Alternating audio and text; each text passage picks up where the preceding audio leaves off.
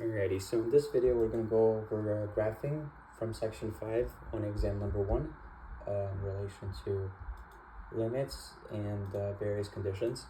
So for this graph we have 6 conditions ranging from having vertical and horizontal asymptotes and from like having definitional points and to having limits as well too. So what I like to do in these kinds of cases, I like to look at the conditions that have pertain to horizontal and vertical asymptotes in order to define the boundaries within this graph. So in this case, looking at point A, so we have limit of x that approaches to negative infinity, f of x equals 0. And then we have limit of x approaches to positive infinity, f of x equals negative infinity. So starting off with the first point, with the first term, limit x approaches to negative infinity, f of x equals 0. So in that sense, it sounds to me like we have a horizontal asymptote at x equals 0 because we have x approaching to negative infinity, which is going this way, but then the f of x, which is the y value, is reaching 0. So in that case, we can say that we have a horizontal asymptote at x equals 0, and then we have the limit here. The other limit of x approaches to positive infinity, f of x equals negative infinity. So the limit is x approaches to positive infinity, so it means that the arrow must be going to the right. But then keep in mind that the f of x equals negative infinity, so it must be going down. So the arrow must be going down like that. So this two lines here represent the endpoints that we're going to have for this graph. And then we can look at condition B. So condition B tells us that we have limit x approaches to negative 4 from the negative side, because we have a negative sign in the corner, f of x equals 4. So in that case, x approaches negative 4 from the negative side, so it approaches from the left, and f of x equals 4. So right here in this case, that's like more like negative 3. So x approaches negative 4, f of x equals 4. So in that case, we have a point defined right here. So we have this first line representing the limit, because as we go from the left side and we approach negative 4, f of x equals 4 right here in that case. And then we have limit x approaches to negative 4 from the positive side, but this time f of x equals 1. And then we also have a point defined here of f of negative 4 equals 1. So in that case, it's negative 4, comma 1. And then the limit x approaches to negative 4 from the right, f of x equals 1. So in that case, f of x as approaches to negative 4 from the right, so it means that it must be coming this way, and it approaches 1 on the y, because f of x is 1. So it must approach here, but then it approaches negative 4 over here.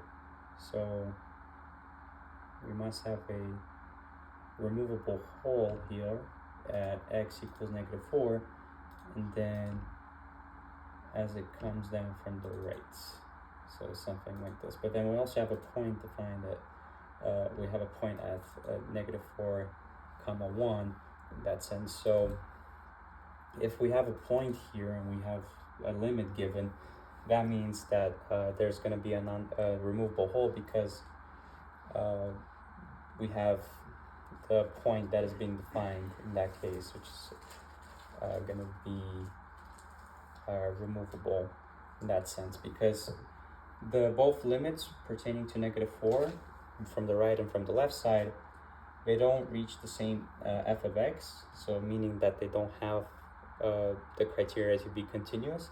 So because of that, there's going to be a jump in discontinuity right here for x equals negative 4. And then looking at point C, we have limit x approaches to 3, f of x equals 0, and then f of 3 equals 0. So we have another point here. So we have 3, comma 0. So we can just write it. So we can just put it down right over here. It's going to be 3, comma 0.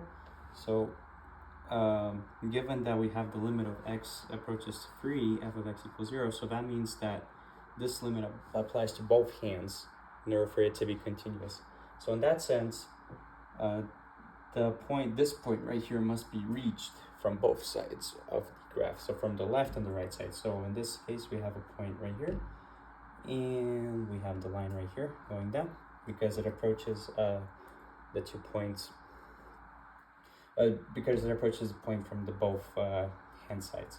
Actually, let me redraw this line a little bit, just because it's like kind of weird, not too perfect, you know what I mean? So just like that, perfect. And then moving on to condition D, where you have x approaches to 1, f of x equals negative infinity. So in that case, we can say that as x approaches 1 here, f of x is negative infinity. So this limit right here gives us the condition for the vertical asymptote at x equals to 1 right over here. So we'd have a line right here, a line right here. So this is a vertical asymptote because as we approach 1, the f of x just goes into negative infinity in that sense. So if we were to draw that condition as well too, we can just draw the line just like that, and boom, we have the x approaching 1, but then f of x is negative infinity. So the x is approaching 1, but it approaches infinity. So because we have this limit right here and we don't have like a specific hand side defined, it means that from both the left and the right hand sides, the limit's going to be approaching negative infinity. So we can extend this line right here a little bit longer, just make it just like that. So in this case, we have both hand sides. So we have the left hand side and the right hand side approaching negative infinity when x is approaching to 1. And then lastly, we have limit of x equals x approaching to negative 1, f of x equals 0. And then we have f of negative 1 equals 3. So in this case, we have a point negative 1 comma 3. So we can just put the point right here. And then the limit, so x approaches to negative 1, f of x equals 0 in that case. So it approaches negative 1, we can say we could actually have to like redraw the line a little bit. So it approaches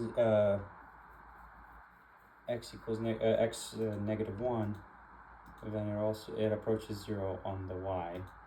So like you have it, you see that as it approaches right here, as it approaches negative 1 right here, the f of x is starting to become 0.